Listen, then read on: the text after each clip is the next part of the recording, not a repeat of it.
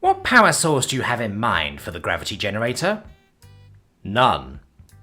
I don't think centripetal gravity is viable. You thought correctly. Then how do you plan to reach Terran gravity? We don't. This moon barely reaches a tenth of Terran G. Precisely. Picture the splash it will make. Nothing like it on Earth. I am no physicist, but I imagine it would be a substantial one. 10.3 meters for the average adult, if our calculations are correct. Average adult? A child I can understand, but how many adults do you expect to fall into those lakes? Ideally, all of them. I was under the impression those lakes would be decorative. What gave you this impression?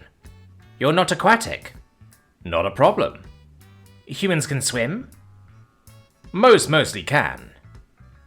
What happens when you can't? Don't land animals tend to, how can I put it, die horribly in the water? Not if Donnie here has anything to say about it. Sentient cetacean chirps. That's a dolphin. He sure is. Why is there a dolphin here? Like you said, we're not aquatic. This is mostly not a problem, but when it is, Donnie runs, or rather swims, to the rescue. You're throwing a bunch of land animals in the water. We are. Hoping they won't drown. Fingers crossed. And your fallback plan is a wild animal? Sentient cetacean chirps. No, of course not. Donnie is a proper sentient being, fully uplifted. Sentient cetacean chirps. Why uplift it? Was there no other option? We could have a drone lifeguard, but between a bot designed for perfect awareness and flawless rescue efficiency and a goddamn dolphin, the choice is obvious. Sentient cetacean chirps. Seems like the human concept of obvious differs from the rest of the galaxy. Sentient cetacean chirps. Mr. Zemplock, picture this. You're a land mammal bound to boring Earth. Not only that, your wise ancestors climbed down from the trees, so you can't swing around without years of practice in gymnastics. You can't run like a Zenloped, run like a Harrion, or anything like that. Suddenly, you hear of this place where you can hop between pools with Donnie the dolphin. Who wouldn't jump at this opportunity? Sentient cetacean chirps. Hop? Jump? Aren't those lakes meant for swimming?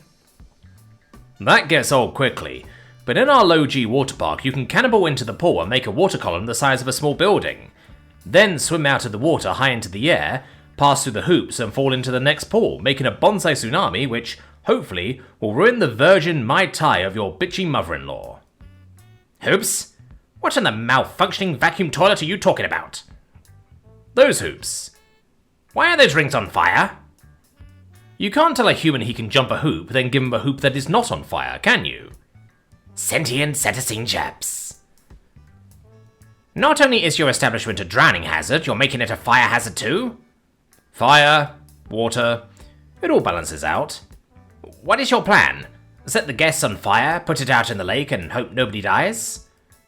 Look, it is technically possible for someone to catch fire on the hoops, fall out of the pool, and experience a few broken bones and some mild degree burns. Yes, but this is a risk we're willing to take. Sentient cetacean chirps. Are there any more death traps I should be aware about? There is the supermassive wave pool, the infinite slip and slide, the sky-high springboard, the human salmon cannon, and of course the cocktail bar. So pretty much all the ways to die plus alcohol. A human doesn't need to get tipsy to have fun, but it's nice to have the option. Mr. Nakamura, I can't deny you insurance, since you monkeys somehow passed the Leroy Jenkins Act for the Galactic Senate, but I can certainly tell you this won't be cheap. This won't be a problem. Can I ask you why you are putting so much money and effort into something most sane species of the galaxy would run from screaming? 'Cause it's fun. Sentient cetacean chirps.